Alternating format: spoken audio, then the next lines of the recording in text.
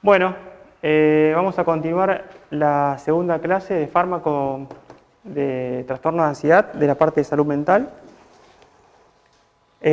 Son dos partes, una trastornos de ansiedad y la otra trastornos del sueño. Bueno, la presentación va a contar de los contenidos. Vamos a diferenciar la ansiedad normal y patológica, definir los trastornos de ansiedad, las características clínicas, cómo los evaluamos, la neurobiología, los fármacos usados en la ansiedad y el tratamiento no farmacológico y farmacológico.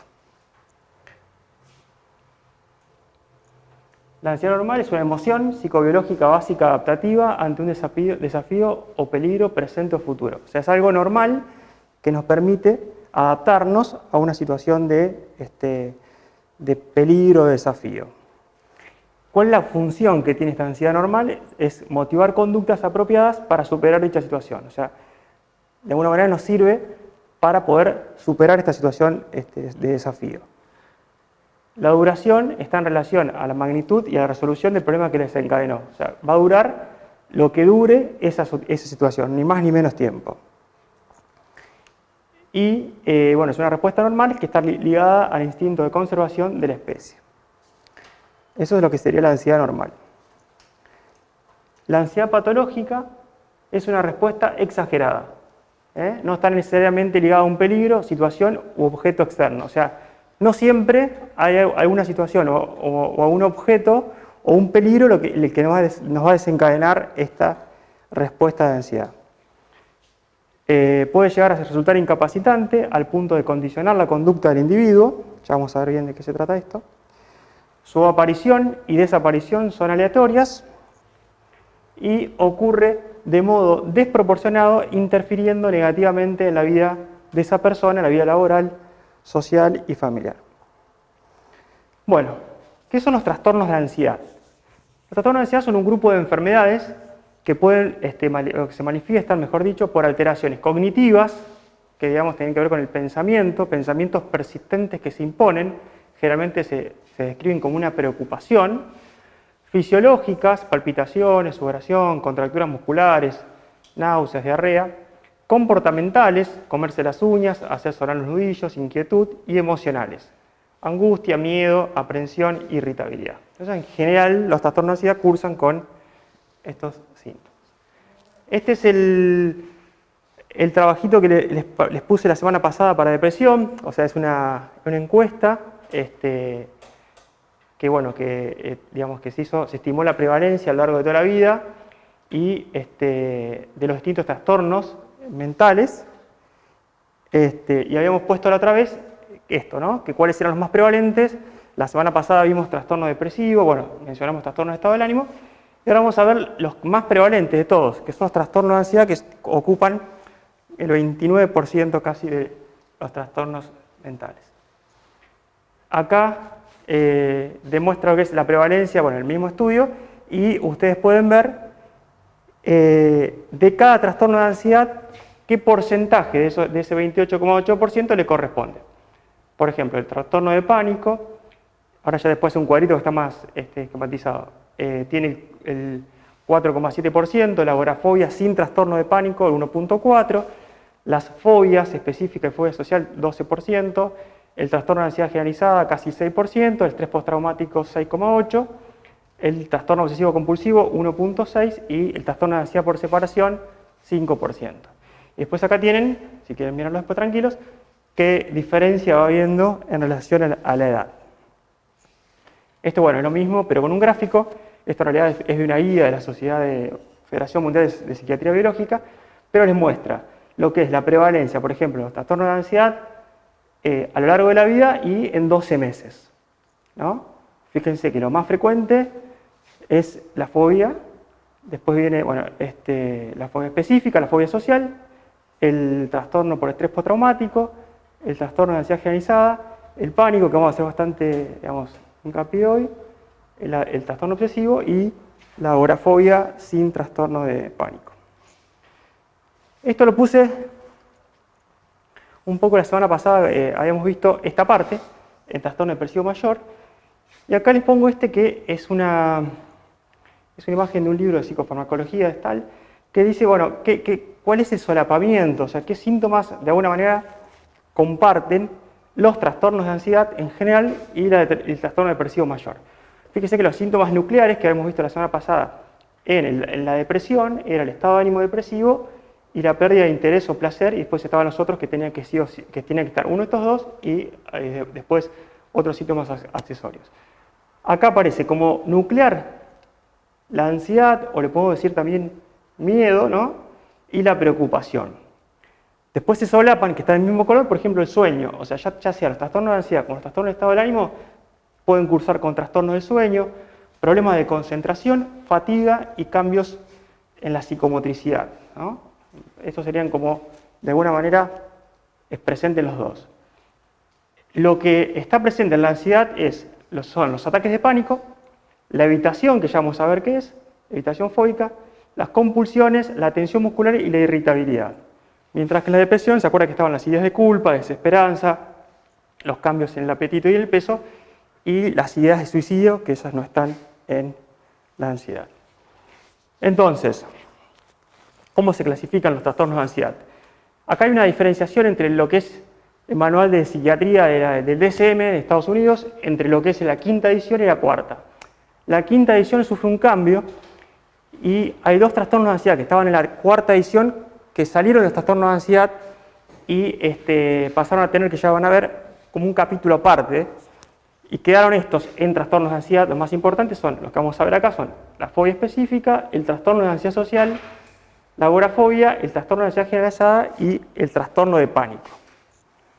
Y en los que salieron del trastorno de ansiedad y que pertenecen como a un capítulo aparte, son estos dos, que antes en el DSM-4 estaban dentro del trastorno de ansiedad, o sea, eran un grupo que pertenecía al trastorno de ansiedad, que son el trastorno obsesivo compulsivo y el trastorno por estrés postraumático. Bueno, ¿qué es la fobia específica? La fobia específica es un miedo o ansiedad intenso ante un objeto o situación específica. Por ejemplo, miedo a volar, miedo a las alturas, a los animales, a la administración de una inyección, a ver sangre, ¿no? Hay una situación o un objeto específico que a la persona le genera ansiedad. Trastorno de ansiedad social. Es el miedo o ansiedad intensa ante situaciones sociales en la que la persona, el sujeto, está expuesto a la posible evaluación por parte de los demás. Es como que están pensando qué están diciendo de esa persona, ¿no? O sea, se sienten evaluados por el resto, por cómo actúan, por cómo hablan, por cómo comen, por diferentes situaciones.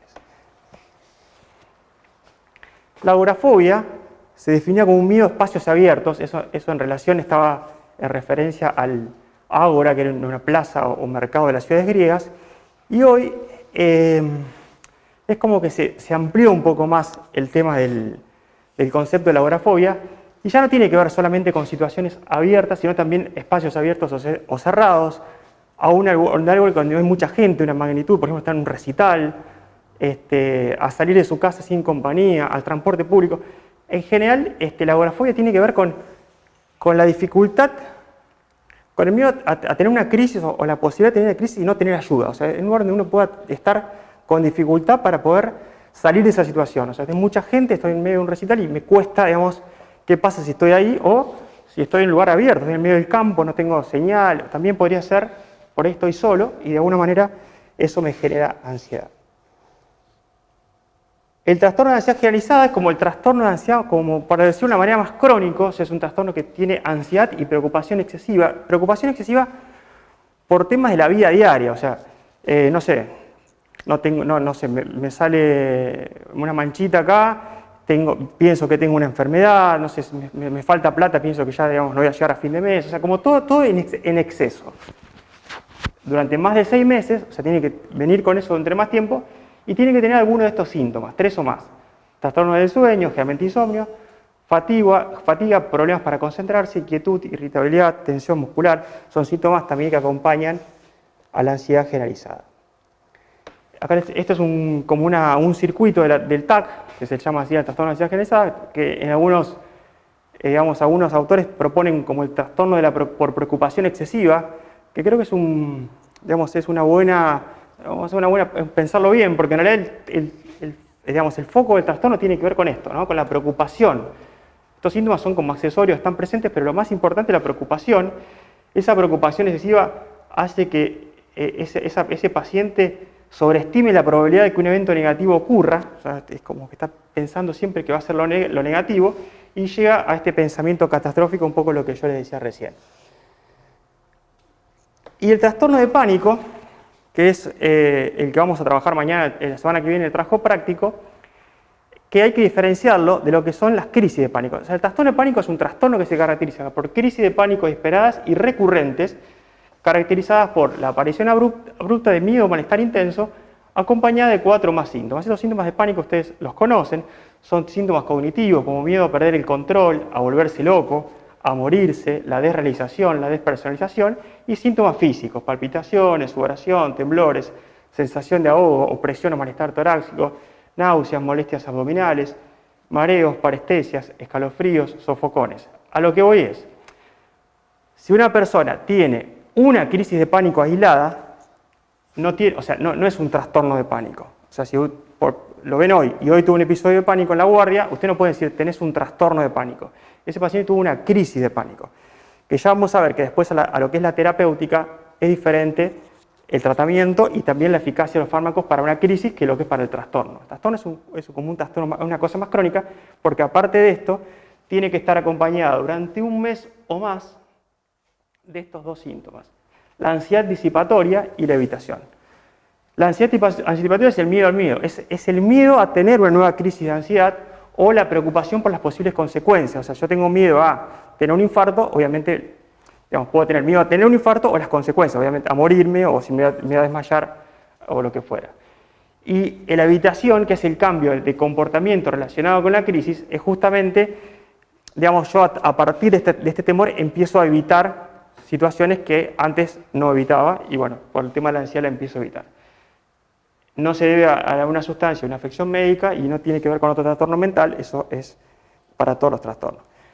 El trastorno obsesivo compulsivo, bueno, esto seguramente ya alguna vez han leído algo de esto, son obsesiones y compulsiones que pueden ser de distinto tipo. Y el estrés postraumático es uno de los trastornos de salud mental donde hay un antecedente de algún evento. O sea, si no, no se puede diagnosticar el trastorno. O sea, uno tiene que decir, bueno, para haber un estrés postraumático tiene que estar el criterio A, que es la exposición a un evento traumático. O sea, la persona tiene que haber estado en algo que le generó trauma y eso se reexperimenta, o sea, lo vuelven como a revivenciar a través de sueños, digamos, de experiencias del trauma, evitan estímulos, o sea, no sé, si les robaron van a evitar pasar por ese lugar donde fueron asaltados o, digamos, salir a la calle. Y bueno, y todo lo negativo, ya sea cognitivo o como estado anímico, relacionado con el trauma, ¿no? O sea, con mucho miedo y generalmente cursan con síntomas anímicos. Profe, perdón, una consulta. Sí. Entonces, en este caso, igual esos 2 los tomamos en todo el tema de ansiedad, los tomamos. ¿El TOC y el trastorno por estrés postraumático? Estos 2 sí, porque usted había dicho que lo habían cambiado, pero no sé qué tomamos. Mira, en realidad, en general, se siguen un poco incluyendo, yo se los separo así porque como para que ustedes tengan idea que en la actualidad ya no pertenecen a los trastornos de ansiedad, o sea, uno cuando habla de trastorno de ansiedad, estos 2 no están, que en realidad no está tan mal porque en realidad no es lo... A ver, la ansiedad es un síntoma que está presente en todos los trastornos, pero son muy diferentes uno al otro. Entonces, bueno, se consideran que esto tiene que ver más con lo que es un trauma, con el capítulo por eso está dentro del postraumático.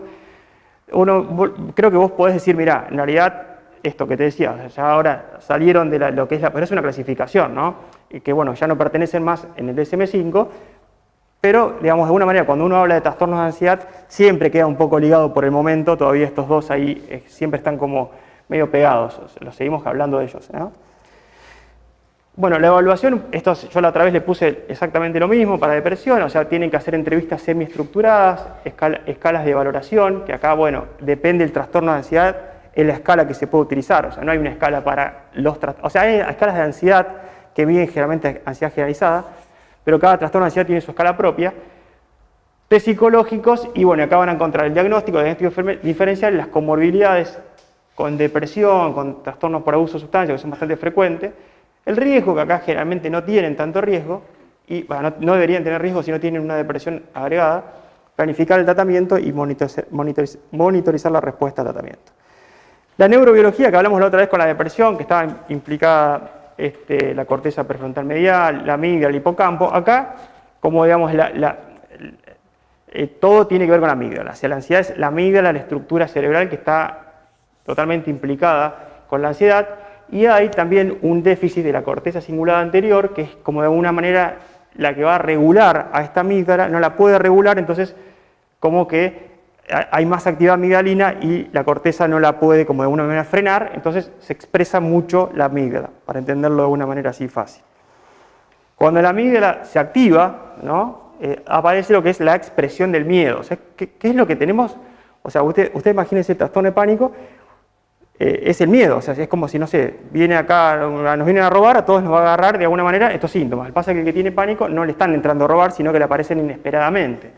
Taquicardia, aumento, depende el lugar que se active, ¿no? Va a poder tener taquicardia, aumento de la presión arterial, bradicardia, diarrea, olaquiuria. Son los síntomas que vimos cuando describimos los síntomas del pánico.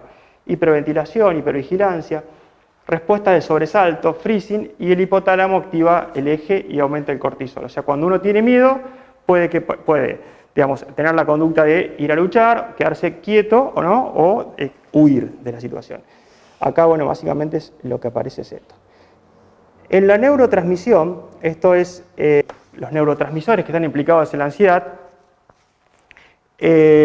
hay un desbalance entre lo que es el GABA y el glutamato. ¿Ustedes se acuerdan? El GABA era, ¿qué era? ¿Inhibitorio o excitatorio? Era el excitatorio generalizado y el GABA era el inhibitorio generalizado. Claro. El glutamato dijiste el excitatorio, ¿no? Sí. Ah, está bien. Y el GABA inhibitorio, perfecto. Entonces, esto es lo normal. O sea, cuando uno está, como digamos, en especie de equilibrio, tendría que tener esto regulado. ¿Qué pasa en la ansiedad? ¿No? Hay una hiperexcitabilidad anormal. Entonces, para que esto esté hiperactivo, ¿qué tiene que pasar?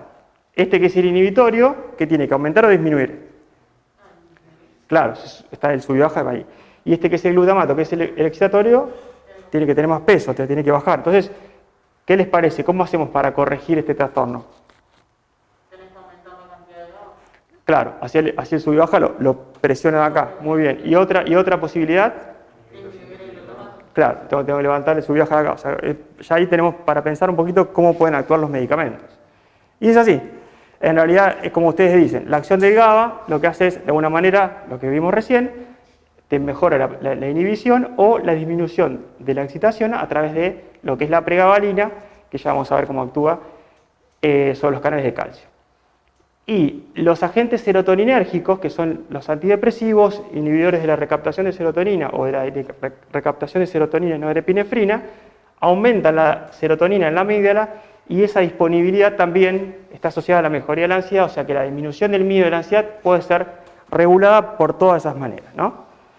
Entonces, ahora vamos a ver un poquito lo que es el GABA. El GABA es el principal, como vimos recién, neurotransmisor inhibitorio del cerebro. Se sintetiza a partir del glutamato y una enzima que es la GAT, esto, bueno, para que tengan una pequeña idea, y se libera a la sinapsis, se acumula en la vesícula, como todos los neurotransmisores que vimos, ¿no? Todos los mismos pasos. Un precursor, se acumula, hay una enzima que lo sintetiza, lo libera, y una vez que se libera, hay un transportador que es el GAT, que lo vuelve a reciclar, y acá mismo en la neurona presináptica hay una GABA-T que es la que lo elimina y lo degrada. Ese es el GABA normalmente, eso es el GABA. Dentro del GABA hay distintos tipos de receptores. A nosotros lo que nos va a importar es este, que es el GABA. ¿Por qué? Porque el GABA, que es un canal iónico que moviliza cloro, es donde actúan las benzodiazepinas, que son uno de los fármacos que vamos a ver hoy. También actúan los barbitúricos y el alcohol. El GABA-C parece que no tiene un target para benzodiazepinas, o sea que no lo vamos a ver, y después hay unos receptores de GABA que son unidos a proteína G, que podrían tener con memoria, dolor, ánimo y otras funciones del sistema nervioso que tampoco nos interesan para esta presentación. Entonces, el GABA es un pentámero. Lo vimos también ya cómo están formados los receptores ionotrópicos, pero bueno, son 5 subunidades, que lo que va a hacer es movilizar el canal de cloro. Cada una de estas subunidades pueden ser alfa, beta, gamma, delta, epsilon, pi, teta y rho, y algunas, como la alfa, tienen distintas subunidades. Subunidades. Entonces, acá tenemos los dos receptores GABA que son sensibles a las benzodiazepinas, o sea, donde las benzodiazepinas van a actuar. Que son, los dos receptores de benzodiazepina tienen estas subunidades, 2 alfa, 2 betas y una gamma. Pero ¿en qué varía que sea BZ1 y BZ2 y para qué te sirve esta distinción? El receptor BZ1 es el que tiene la subunidad alfa. Usted ve que alfa 1, usted ve que dice alfa 1, beta tiene los dos, ¿no? Y este tiene gamma 2 y este tiene gamma 2. O sea, lo que varía entre este y este, entre el BZ1 y el BZ2, es la subunidad alfa. Este es alfa 1 y este tiene alfa 2, alfa 3 o alfa 5. ¿Ves? ¿Para qué? Usted dice, ¿pero para qué quiero saber eso? Porque en realidad el BZ1 es el que tiene la acción sedante y el BZ2 es el que tiene la acción ansiolítica.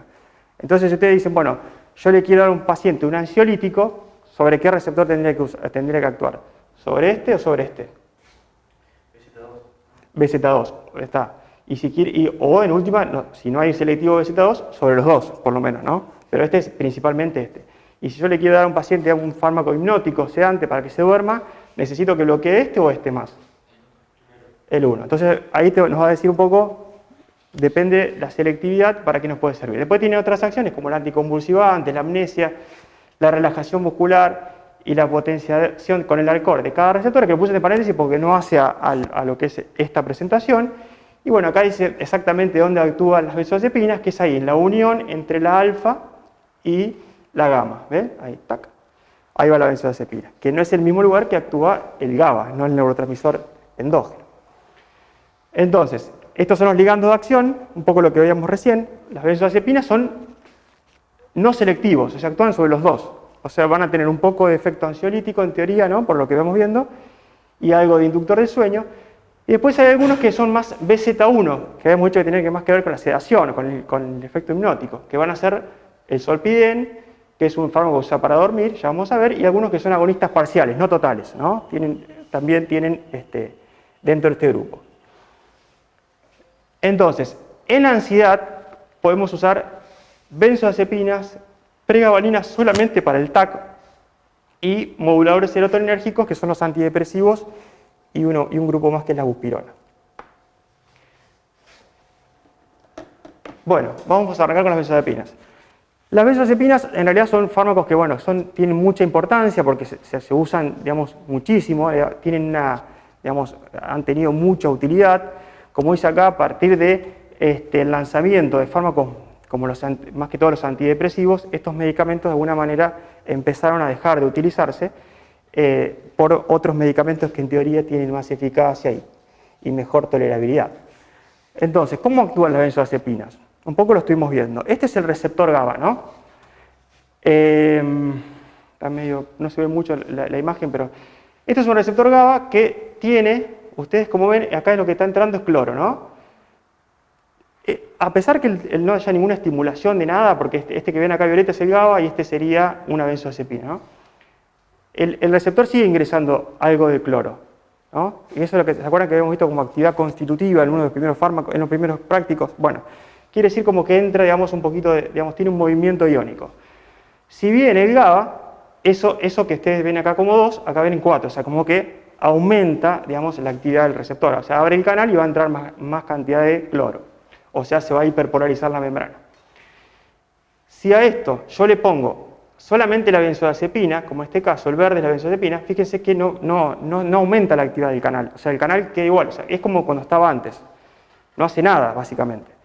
Para que la benzodiazepina tenga acción, tiene que venir el GABA, ocupar el lugar del GABA, que no era el mismo de la benzodiazepina, y al lado pegarse la benzodiazepina. Y ahí fíjense que hay más cantidad de cloro que acá arriba, o sea, el GABA solo movía 4, este esquemático, ¿no? Y este otro mueve mucho más, o sea que claramente esto está indicando que para que tenga acción la benzodiazepina tiene que haber presencia de GABA. Entonces aumenta la frecuencia de apertura del canal, aumentan las acciones del GABA. Básicamente ese es el mecanismo que tienen las benzodiazepinas. Esto es la clasificación y las principales características. Acá lo importante, algunas cuestiones de la cinética son importantes porque básicamente es lo que las distingue, más que todo es eso, porque la potencia la podemos de alguna manera regular con la dosis, pero bueno, podemos decir ultra corta, corta, intermedia y prolongada. Las dosis equivalentes son estas. Esto es importante, como vimos con corticoides, para que si un paciente está tomando, por ejemplo, 0,25 de clonazepam, ustedes saben que si lo quieren pasar al prazolam, vendría a ser 0,5.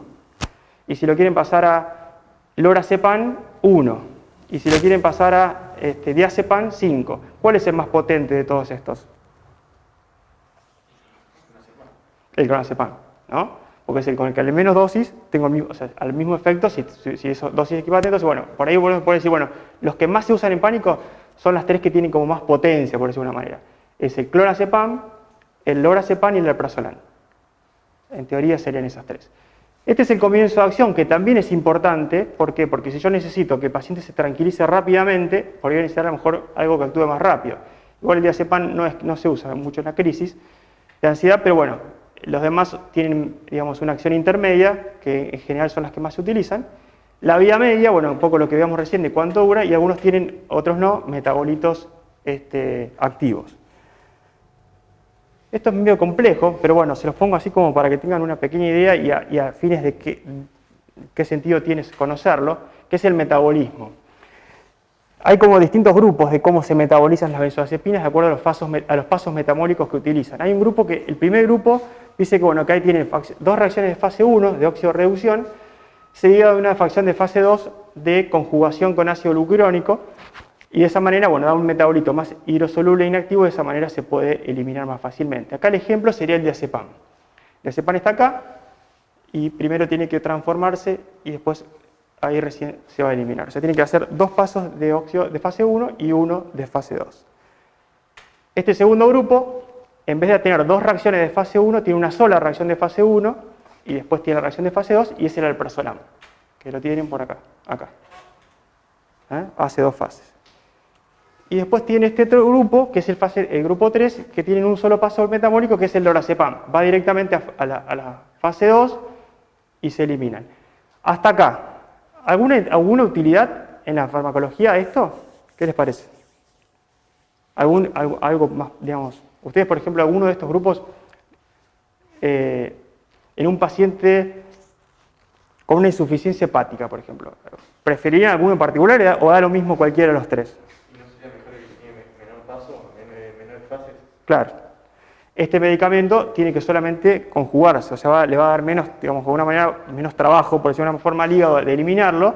Entonces, un paciente que tiene insuficiencia hepática sería el fármaco de elección, y es el fármaco de elección. O en un paciente mayor, porque por ahí también tiene cierta debilidad del hígado. O en un paciente que está polimedicado, porque por ahí las interacciones con los citocromos, con los otros fármacos podés tener. En cambio acá no tenés interacciones con nada. Y después el último, que es el clonazepam, que en realidad no está dentro de esos tres grupos y tiene una fase de reducción seguida de una fase 2, que es una fase de acetilación. Está por ahí, el clonazepam, no me acuerdo dónde está. Acá. Y se elimina. Esto, bueno, así como para que tengan una pequeña idea, pero más que todo quería mostrarles el lorazepam en relación a esto de la metabolización. Efectos adversos. Bueno, tenemos efectos secundarios, un poco a las acciones del fármaco. Siempre lo vemos cuando yo le digo efectos secundarios. Bueno, ¿qué hace el clonazepam? Da sueño. Entonces, de alguna manera, hipersedación, fatiga, ataxia, efecto resaca. Al otro día se despiertan cansados. ¿Quién va a dar más efectos resaca? ¿Los de vida media larga o los de vida media corta? Vida media larga. Somnolencia diurna, ¿para quién la va a dar más? ¿El diazepam, que tiene vida media larga, o el alprazolam, que tiene vida media más corta, intermedia? También larga, claro. Los que vida media más larga van a dar más. Y generalmente son esos. Relajación muscular excesiva y, bueno, el riesgo en personas de tercera edad por el tema del riesgo de fractura, que es bastante común esto, que pueda pasar, que los pacientes se caigan y se fracturen por el uso generalmente de benzodiazepinas, más cuando usan dosis altas o de vida media prolongada. El efecto paradojal, que es un efecto como de más ansiedad e insomnio, también puede haber conductas de desinhibición o agresividad o impulsividad, y se da más en los chicos, en la gente de tercera edad, un paciente con trastorno de personalidad límite, o un paciente que tiene daño orgánico cerebral. Esto es bastante común, que por ahí hagan efectos paradojales. Pacientes con daño cerebral, que uno le da clonazepam o alprazolam, y empiezan a estar peor que antes. Y bueno, las dificultades de memoria, que es más que todo lo que es la hipomnesia de fijación, o sea, no pueden recordar, no sé, mañana a las 8 tenemos el trabajo práctico, y el otro día a qué hora era, o sea, se olvidan de cosas así como muy de corto plazo. La tolerancia, que tiene que ver con la disminución de la efectividad con el uso continuado, y los síntomas de discontinuación que se presentan cuando ustedes interrumpen el fármaco, generalmente de manera abrupta, Si lo sacan de espacio, eso en general no ocurre. Otros efectos adversos, se queda de la boca, reacciones alérgicas, astenia, son menos frecuentes esos. En la depresión respiratoria, cuando lo dan asociado a, digamos, a la relajación muscular en un paciente que tenga, por ejemplo, EPOC o que tenga la apnea del sueño, y dan embriotoxicidad, no se recomienda en el embarazo. Y después hay interacciones que son farmacodinámicas, o sea, si vos le das a un paciente, no sé, un miorelajante periférico, la acción miorelajante va a estar potenciada. O si le das un antiblocante H1, como un antihistamínico, un antidepresivo tricíclico o algún otro fármaco que actúe sobre el H1, va a potenciar, o le das alcohol, o le das un barbitúrico. En estos casos puede llegar a ser mortal si el paciente toma alcohol en cantidades excesivas con un ansiolítico, una benzodiazepina.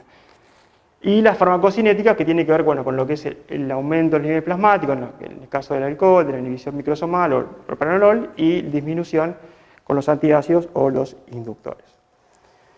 ¿En quién no se deben dar estos medicamentos? En pacientes con miastenia gravis, en pacientes con hipersensibilidad, hipercapnia crónica severa, en el glaucoma de ángulo estrecho, en hepatopatías que cursan, bueno, todo lo que dice ahí, con alteración de la glucosa intraferasa, y en pacientes con abuso de sustancia. Esto que está acá, en realidad no sería absoluta en la fase de recuperación. Es un paciente que está internado en fase de recuperación, en el inicio del tratamiento, monitoreado el uso de benzodiazepina, podría ayudar a la abstinencia de las sustancias, pero no en el tratamiento más de largo plazo. Y bueno, ¿qué acciones tienen? Bueno, acción ansiolítica, sedante, hipnótica, que lo que hacen es disminuir la latencia del sueño y el número de despertares y aumentar el tiempo de sueño, y acción anticonvulsivante, miorelajante, y hay otras acciones, como ya vamos a ver con antipsicóticos, que pueden usarse para la acaticia o la disquinesia, que son efectos adversos de los antipsicóticos, que tienen buenas respuestas a las benzodiazepinas. En la abstinencia alcohólica, un poco lo que les decía recién, en el paciente que está agudo, y en la inducción anestésica. El otro grupo es... Sí. Para respirar. Sí. La primera, les quiero una cuestión. Es bastante común en la guardia que venga gente que se quiere suicidar y toma benzodiazepina, toma clonazepam. ¿Qué riesgo tiene de matarse? Les pregunto a ustedes tomando en cuenta lo que dijo Marcos. Esta información que dijo, ¿se puede matar o no tomando benzodiazepina? Si lo mezcla con alcohol, no sería mortal, no sería sola como decía. Fuerte porque así, digamos, se escucha un diálogo. Que por lo que tengo entendido, por lo que dijo, la mezcla de benzodiazepinas con alcohol es lo que genera el daño mortal, con la depresión del sistema nervioso. Bien, los dos son depresores del sistema nervioso central, ahí tenés riesgo de muerte. O sea, en primer lugar es, si está mezclado con otra cosa, ahí se puede matar. Si tomó benzodiazepina sola, agarró el vino, se tomó toda la caja de benzodiazepina, de clonazepam, y te viene así, en coma, digamos, dormidica. ¿Se va a morir? ¿Por qué no? No, ¿por qué no? Porque la cantidad de GABA se disminuye, entonces no hace mal efecto el receptor, porque solo hay como la acción del fármaco y no hay más GABA para seguir con... Está claro, va a haber mucha benzodiazepina, pero se agota el GABA. Y necesita GABA para poder deprimir. Si no se agota el GABA, chao. Esta es una de las principales diferencias con barbitúricos, por ejemplo. Los barbitúricos actúan sobre el receptor en el mismo receptor, en otro lugar, pero no precisa GABA. Por lo cual una persona con fenobarbital se mata, digamos. Y eso hizo que se usara mucho menos. La otra pregunta es, la otra cuestión que quería decir es que los efectos a largo plazo no sabemos nada. Por ejemplo, sobre los efectos cognitivos, el riesgo de demencia a largo plazo, decía, pérdida de memoria a corto plazo, pero a largo plazo, ¿cuánto incide que las personas viejitas o a medida que toman benzodiazepinas tengan más riesgo de demencia y de pérdida de funciones cognitivas? No sabemos, porque no hay estudios sobre eso. Pero creo que está bastante sospechada. Sí. Sí, en realidad en relación a eso yo no me quise meter mucho porque es como para dar una clase de eso, pero sí, es como que hay, digamos, mientras tomás la benzodiazepina, esta hipomnesia, el trastorno cognitivo sí está descrito. O sea, el paciente que toma benzodiazepinas puede tener fallas cognitivas. No es que es un efecto adverso, no quiere decir que vos tomás clonazepam y te vas a olvidar de las cosas. Puede que te pase o no. Y el tema del riesgo de demencia, como dice Manuel, por ahí bueno, es como más discutido. También es como digamos, algunos que dicen que sí, otros que dicen que no, pero bueno, depende de cómo lo que leas, no está muy claro esa asociación directa entre un ansiolítico y la demencia. Bueno, ya lo vamos a ver. Ahora lo vamos a ver. Ahora vamos a ver cuando veamos el tratamiento, pero un poquito. No hay que tener ansiedad. Y lo tercero, te quería preguntar cuál es la diferencia entre ansiolisis y sedación. Como decías, efecto ansiolítico, sedante, yo ahí no lo tengo muy claro. Sí, en realidad el efecto ansiolítico es el que uno tendría que buscar con un paciente con ansiedad. O sea, que es el efecto que lo que logres es que con el paciente es que se relaje un poquitito, que esté más tranquilo, básicamente. Si el paciente siente sueño, ya está sedado. O sea, el paciente que te dice, a mí la medicación me genera sueño, te pasaste, te fuiste a la sedación. Y no es la idea en la ansiedad. O sea, el paciente no lo tenés que tener sedado. Tiene que estar tranquilo. ¿No? Bueno, es un poco una cuestión de dosis, es decir, bueno, le doy la cantidad suficiente como para que no le genere sedación. Que esto es un problema a veces que ocurre con la dosis de estos medicamentos. Y uno lo ve mucho cuando vas a un paciente que, no sé, fue a la guardia con una crisis de pánico y en la guardia le dieron, no sé, 1 miligramo de alprazolam a alguien que nunca tomó nada a las 2 de la tarde y durmió todo el domingo. Y después te van a ver el consultorio y dicen, no, alprazolam o clonazepam a mí no me lo dé porque a mí me dopa. Y la verdad que no es que lo dope. Sí, a mí también, a cualquiera de ustedes, si tomamos a esa hora, después de haber comido un ansiolítico, te va a dormir, pero tiene que ver con la dosis. Entonces hay que arrancar con una dosis mucho más baja, entonces hay que evitar la sedación. La sedación se usa en otro tipo de casos. Con la benzodiazepina, un paciente con excitación psicomotriz, intramuscular, pero no es en el caso de este. Dosis más alta, el lorazepam intramuscular, por ejemplo, paciente con excitación psicomotriz generado a un antipsicótico generalmente, ¿no? Acá nada que ver con eso. No es ese objetivo. Si se está sedado, está maltratado. Más o menos con las besos quedamos así, chicos. No me parece que lo más importante es esto. No sé si quedó alguna duda, no. Bueno, después ya vamos a ver el tratamiento, pero creo que lo más importante es esto. Este otro es, sí, si voy medio rápido me paran, yo por ahí me embalo y... Este otro grupo que es el tema de la pregabalina, que yo les dije que era solamente para el trastorno de ansiedad generalizada, porque es el único trastorno que tiene aprobación y el único trastorno que hay evidencia de que sirve.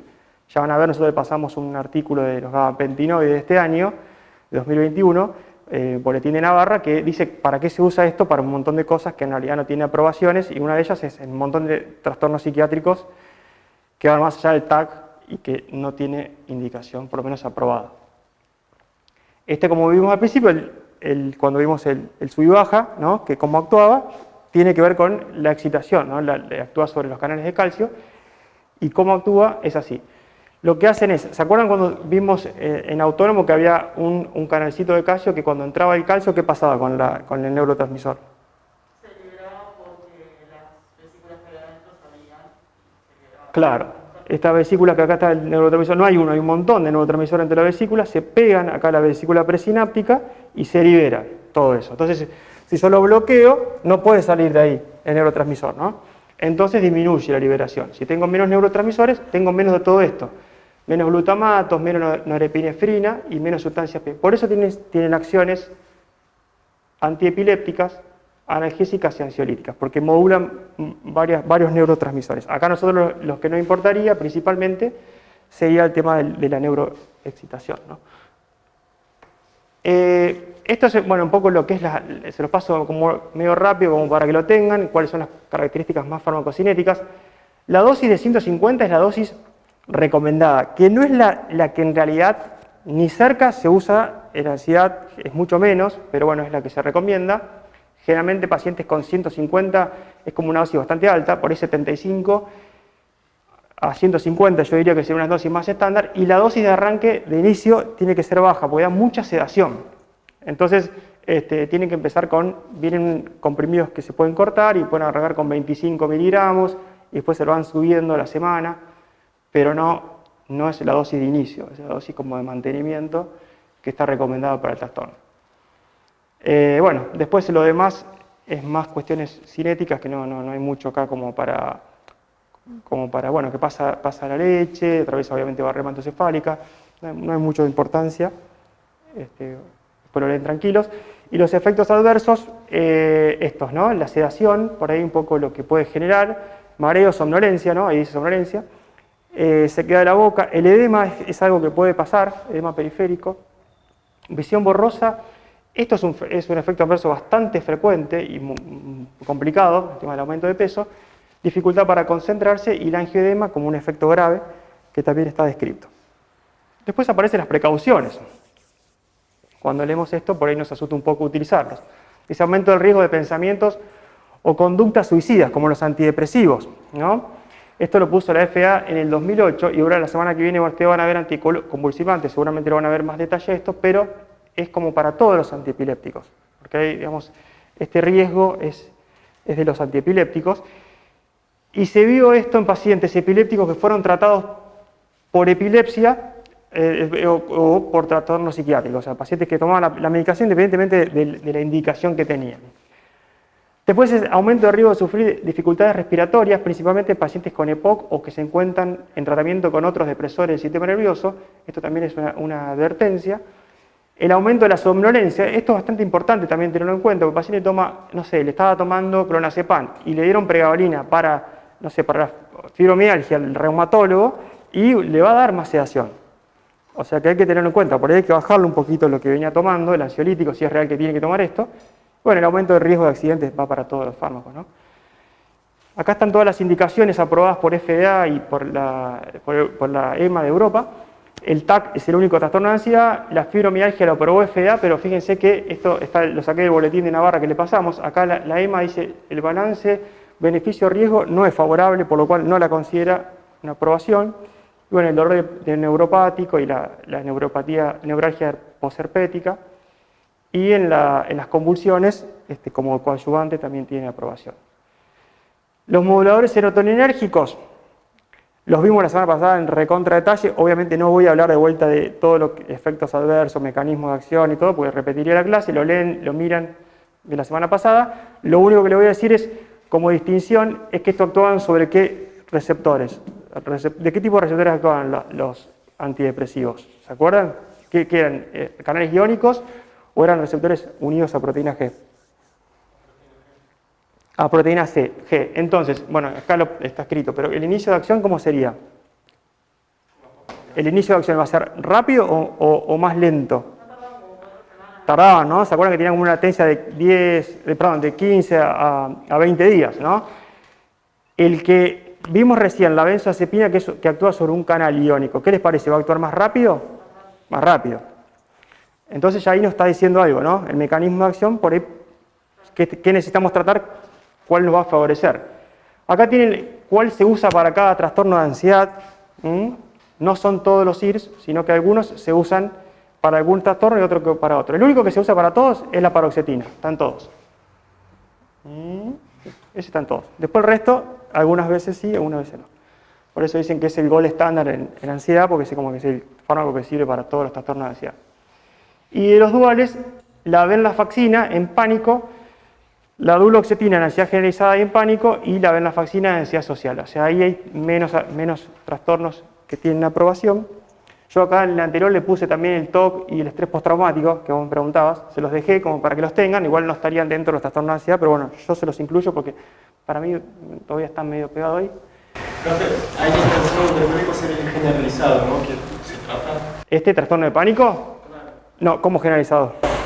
Porque algo agudo y como se tarda el efecto de los SIRS y de estos fármacos, creo que necesitaría algo más inmediato. El trastorno de pánico agudo, igual. Vos te referís a la crisis de pánico. Ahora cuando damos el tratamiento lo vemos, pero hay una distinción entre lo que es yo he visto cuando hablé de trastorno de pánico, les dije, ojo que estamos hablando de lo que es el trastorno de pánico, que no podemos diferenciarlo con la crisis. Después volvemos a un poquito a esto que vos me preguntas. Esto es más para el trastorno, el que yo les presenté al principio. Este se los comento nada más, porque en realidad no se usa y la verdad que acá ni siquiera se fabrica, pero hay un fármaco que tiene acciones serotoninérgicas que modulan receptores, que son el 5-HT1 presináptico, que lo que hacía era disminuir la liberación de serotonina, y el 5-HT1A posináptico, que se acuerdan que era un receptor que cuando se estimulaba tenía como algún beneficio en cuanto a la ansiedad, por ahí al ánimo, pero bueno, en realidad no es una medicación que tenga mucha utilidad. Se los dejo ahora como modo informativo porque ni lo vemos en el trabajo práctico. Y vamos un poquito al tratamiento. Entonces, ¿cuáles son los objetivos terapéuticos de los trastornos de ansiedad? Esto en realidad lo puse un poco para que también los oriente en el trabajo práctico de la semana que viene. Y viendo lo que vimos en depresión, que dijimos que eran, ¿se acuerdan cuando dijimos que eran remisión, lograr la remisión en la fase aguda y el mantenimiento, evitar las recurrencias? Puse un poco lo mismo porque van bastante bien para ansiedad. Lo que sería la remisión sintomática y funcional del trastorno. Yo acá creo que lo funcional es importante porque ya vamos a ver qué problema tienen los pacientes que mejoran solamente los síntomas, y evitar las recurrencias. Esto en general para todos los trastornos de ansiedad. El tratamiento no farmacológico, psicoeducación, intervenciones psicológicas, psicoterapia, medidas de apoyo y ejercicio físico. La terapia cognitiva, conductual, la psicoterapia psicodinámica y la terapia grupal. Y los tratamientos farmacológicos, ahí están todos mezclados, o sea, IRS, antidepresivos. Fíjese que las benzodiazepinas solamente están aprobadas para el pánico. Alprazolam y clonazepam. El lorazepam también tiene bastante evidencia, no está aprobado, pero tiene bastante evidencia. Y en el resto no están aprobadas. Lo que no quiere decir es que por ahí, en un paciente que tiene mucha ansiedad, por ejemplo, generalizada, y no pueda dormir, o uno le puede dar al inicio del tratamiento una dosis mínima de un ansiolítico, que no estaría mal, pero saber que el tratamiento a largo plazo no es con ese fármaco.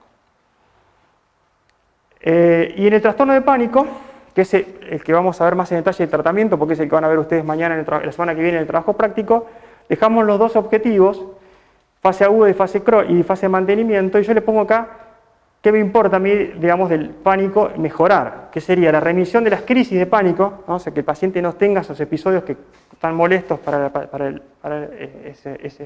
ese enfermo que está sufriendo, la ansiedad anticipatoria y las conductas de evitación. ¿Por qué? Porque si ustedes dicen, bueno, a mí me importa nada más que mejore los síntomas, ¿no? Y bueno, lo ven en la semana, la consulta y dice, bueno, a ver, ¿por qué no fuiste? Estuve, no sé, tenés la fiesta de fin de año ahora. ¿Fuiste? No. ¿Por qué no fuiste? Y porque tenía miedo que me agarre una crisis de pánico en la fiesta. Y el paciente hace 2 meses que está asintomático. Viene bárbaro. Entonces usted dice, bueno, ya, pero... Y ustedes empiezan a preguntarle y tiene ansiedad anticipatoria.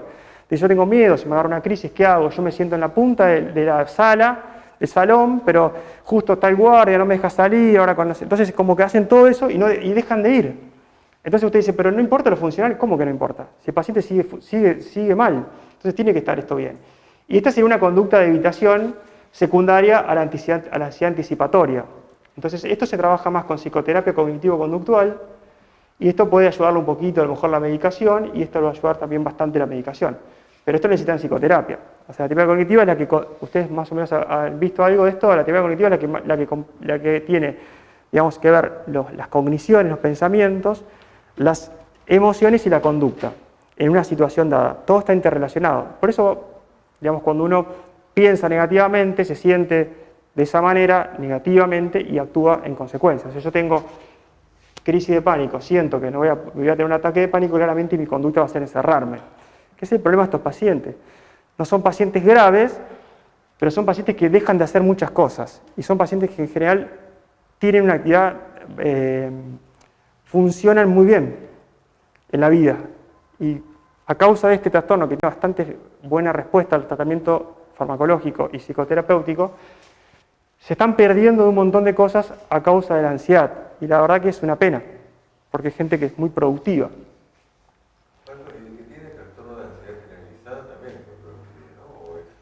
Sí, es muy productivo, sí, todos, o sea, todos, digamos, o sea, trastorno de ansiedad generalizada, trastorno de ansiedad social, trastorno de pánico, todos son gente que está en actividad en general, digamos, que trabaja, que estudia y que a causa de esto le limita mucho la vida. Y son tratamientos que tienen buena respuesta y la verdad que es una pena por ahí no tratarlos. Pero si ustedes no ven esto, van a decir, bueno, el paciente ya no se queja más, que tiene dolor de pecho, bueno, eso se va a ir hasta con un clonazepam. Pero todo esto, si ustedes no lo miran, se están perdiendo una parte de la película muy importante. Y le tienen que preguntar, ¿salís? ¿Fuiste? Antes ibas todos los fines de semana ibas a tomar algo a un bar, qué sé yo, en la calle de Alem, no hay más ahora, no sé, Güemes. Y ahora no vas más, ¿qué pasa? no, porque en realidad yo sí voy, ahora me quedo encerrado y tengo miedo y que me agarre ahí o me voy a desmayar en el camino. Bueno, es un tema.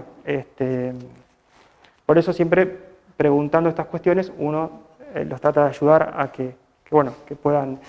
Yo he tenido pacientes que yo tenía una paciente que no podían salir con agorafobia y ataque de pánico, no podían salir del departamento, o sea, al pasillo. O sea, le tocaba el portero y tenía que bajar a otra persona. O sea, y vivían capaz que a un piso del... No, terrible. Ni hablar de ir al consultorio solos. O sea, a ese paciente pedirle que vaya a una fiesta claramente es un exceso. O sea, hay que pedirle... Se trabaja siempre como muy desensibilizando gradualmente, ¿no?, a la situación, ¿no? Se trabaja de situaciones que sean de menos graves a más graves. Este es un ensayo clínico viejo, porque en realidad todo esto es medio viejo, que es un metaanálisis que se tomaron 27 estudios doble ciego en pacientes con pánico, controlado con placebo, en pánico. Y lo que vieron la eficacia de los IRS, que es un tricíclico y como ansiolíticos, el alprazolam. Y dice que los 3 tratamientos fueron significativamente superiores al placebo para aliviar el síntoma. Es un poco lo que le decía recién, los 3 lo mejoraron los síntomas, ¿no? Los IRS aparentemente fueron un poquito mejores que la imipramina y que el alprazolam, por lo tanto los toman como medicamentos de mayor importancia. Este es un poquito más nuevo, del 2002, también a corto plazo, o sea, más fase aguda, y compararon tricíclicos con los IRS. Y el objetivo era ver también la remisión de los síntomas. Y acá ustedes pueden ver que después de los pacientes libres de ataque de pánico, el 60% de los que tomaron tricíclico y el 55% de los que estaban con IRS, o sea que la verdad que no hay mucha diferencia, y por una cuestión de tolerabilidad se prefieren los IRS.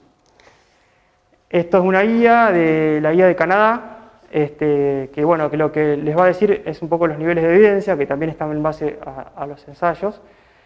En trastorno de pánico, disorder, o sea, no es la crisis sino el trastorno, el nivel de evidencia más alto es para los IRS, de ahí dice citalopram, fluoxetina, fluoxamina, que no tienen aprobación, pero bueno, los pone como bien. La fluoxetina sí tiene aprobación, el citalopram y la fluoxamina no.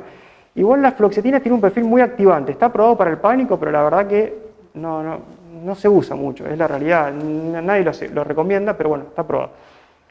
La paroxetina también, la sertralina a nivel de evidencia 1, el escitalopram acá aparece como nivel de evidencia 2, está medio borroso pero creo que dice 2, la faxina XR también está como nivel de evidencia 1, la duloxetina también, los tricíclicos también tienen una alta evidencia, y acá no veo qué dice, pero estos no tienen mucha evidencia. Los antipsicóticos en general 2 y 3 no son de evidencia, no se usan para la ansiedad. Y las benzodiazepinas tienen todo un nivel de evidencia elevado, o sea, fíjense que también sirven, ¿no? Cualquiera, alprazolam, clonazepam, lorazepam, todos tienen. Y bueno, los anticonvulsivantes no tienen evidencia. O sea, el valproato, todo eso, carbamazepina, todo eso que se usa para otras patologías, no, para acá no van. Entonces, ¿qué recomienda la guía esta? Dice, bueno, primera línea, te recomienda todos los IRS, básicamente, y la de la faxina, y de segunda línea te ponen los ansiolíticos, algunos, los tricíclicos, acá aparece la mirtazapina, que la verdad que no sé bien por qué está, pero bueno. Y de tercera línea el bupropión, que en realidad no es para la ansiedad, y bueno, ya aparecen otras cuestiones como que se gabapentin, pero eso no tiene ninguna indicación. Y como ayudantes, la terapia de segunda línea serían el alprazolam y el clonazepam, son los ansiolíticos básicamente. Y de tercera línea un antipsicótico, pero bueno, eso para un paciente que tenga, además de ansiedad, alguna otra enfermedad, ¿no? Y esta otra es de la Federación Mundial de Sociedades de Psiquiatría Biológica, que también es otra guía, que ahí te marca un poco lo mismo. Básicamente todas coinciden con que los IRS, fíjense que siempre son los que tienen más evidencia, junto con los tricíclicos. Acá es todo muy parecida a la evidencia. O sea, IRS y tricíclicos tienen todo igual, y la recomendación es lo que varía. O sea, un paciente que tiene, no sé, tiene más efectos adversos, te lo va a poner como 2. Bueno, acá pone la faxina, la deja como 1. pero bueno, en realidad ustedes se acuerdan que la venlafaxina, al ser dual, tenía más efectos adversos. Y los ansiolíticos acá los pone como evidencia A y recomendación 2. Acá tienen dosis, para que tengan las dosis usadas en el pánico. Siempre, esto de la Asociación Americana de Psiquiatría, son dosis más altas, en general usan ellos que las que realmente usamos acá. Yo creo que son medias altas las dosis que tienen, porque por ejemplo 200 miligramos de sertralina es una dosis altísima para pánico, para TOC, tal vez sí, porque se usan dosis más altas, pero para el pánico ya 100 es un montón. Pero bueno, ellos proponen estas dosis. Y acá hay otra cuestión que tiene que ver con el tiempo. También está sacado de la guía de la Federación Mundial de Sociedades de Psiquiatría y Biología, y es el tiempo, cuánto tiempo le damos a un paciente un tratamiento antidepresivo. Y bueno, va variando. Ustedes fíjense que algunos no recomiendan nada, otros dicen, bueno, entre 12 y 24 meses. En general, lo que se recomienda son 12 meses a 18 meses. O sea, entre un año y medio, después que el paciente remitieron los síntomas. O sea, no, le empecé a dar el antidepresivo hoy, anduvo mal 3 años, un año y yo a los 6 meses más ya hasta se lo saco. No. Paciente, ¿estás bien desde hoy? Bueno, ahora encontramos ese tiempo de tratamiento. Y ahí terminaríamos. Quedaba por ahí la pregunta tuya del tema de lo que podemos hacer entre una crisis de pánico y un trastorno de pánico. Si el paciente tiene una crisis de pánico, ahí va a tener más eficacia el ansiolítico. ¿Por qué? Porque en realidad lo van a mejorar en lo instantáneo. O sea, es como que te va a mejorar los síntomas en el acto. Después, en el trastorno de pánico, digamos, por una cuestión de eficacia y también cuestiones relacionadas a los cambios neuroplásticos que vimos con los antidepresivos la semana pasada, que estaban unidos a proteína G, ¿se acuerda? Todos los cambios que generaban, la fosforilación del CREP, todo eso, pasa lo mismo con esto, y modificaría, esa es una de las explicaciones por las cuales uno debería dejar unir para tratar la ansiedad. No sé si quedaba alguna pregunta, si no pasamos al tema de sueño, antes que se duerma.